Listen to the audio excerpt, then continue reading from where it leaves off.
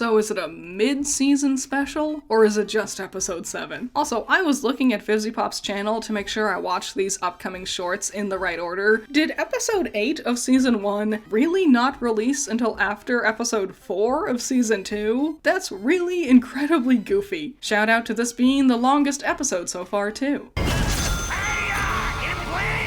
So, this is Mammon. In my Has-Been Hotel Season 1 video, I said he was an owl. Apparently I was wrong. I don't know, his mouth is sort of beak-shaped and his face is painted white, and I knew there were owl characters in the show, so I assumed he was like a barn owl or something, but I guess he's actually supposed to be a bug. A spider, presumably based on the webs around the stage. That did not come across at all, but that was still my B. I guess it was dumb of me to think he had a beak and teeth, right? I don't think we needed 2 whole minutes to set up Mammon's clown pageant thing. It's easy to make this the longest episode when we drag out every scene for comedic purposes, eh? How old are the boys here? They look like teenagers, but in the backstory last episode, they seemed younger? Maybe it's just the outfits. The frumpy circus outfits might make them seem younger than properly fitting clothes do. What happened to Stolas?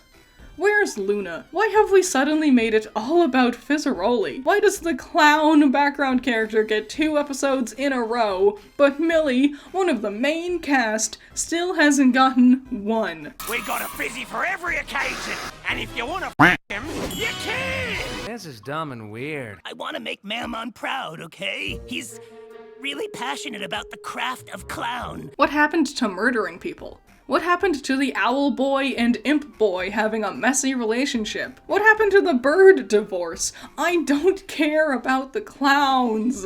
Not gonna lie, you're looking a bit shungo, yeah? Maybe lose a few. People like him skinny as What?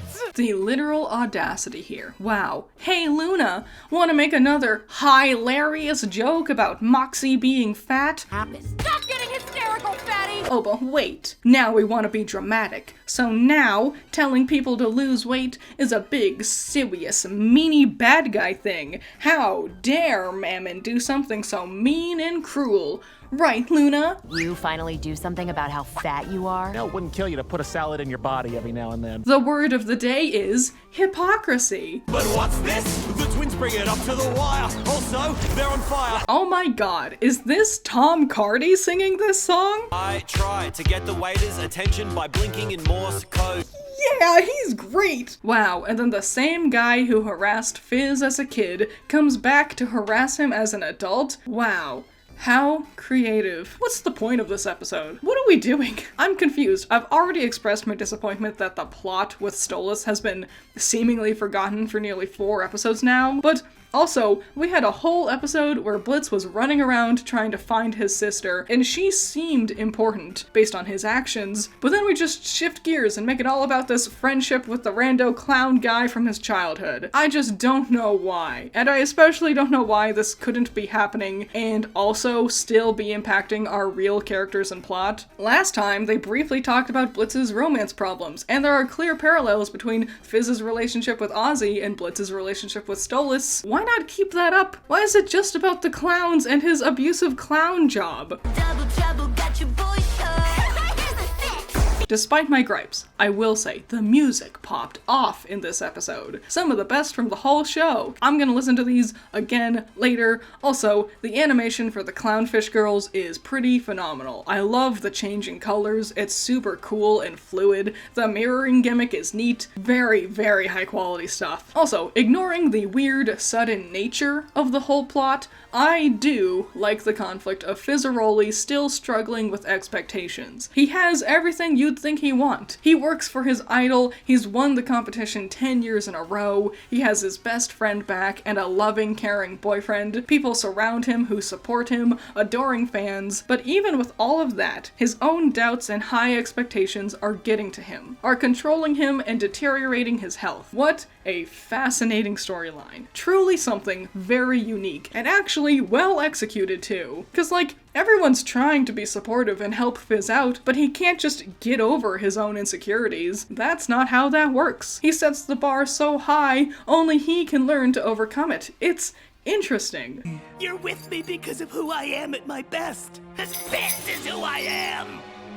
Without all this, I'm just nothing. And they tie his backstory reveal from last episode into this plotline in a smart way too. It's really well done. And Ozzie sings again. Hooray! No, I wouldn't clean a thing when I ended up with you. It is really cool, I can admit that.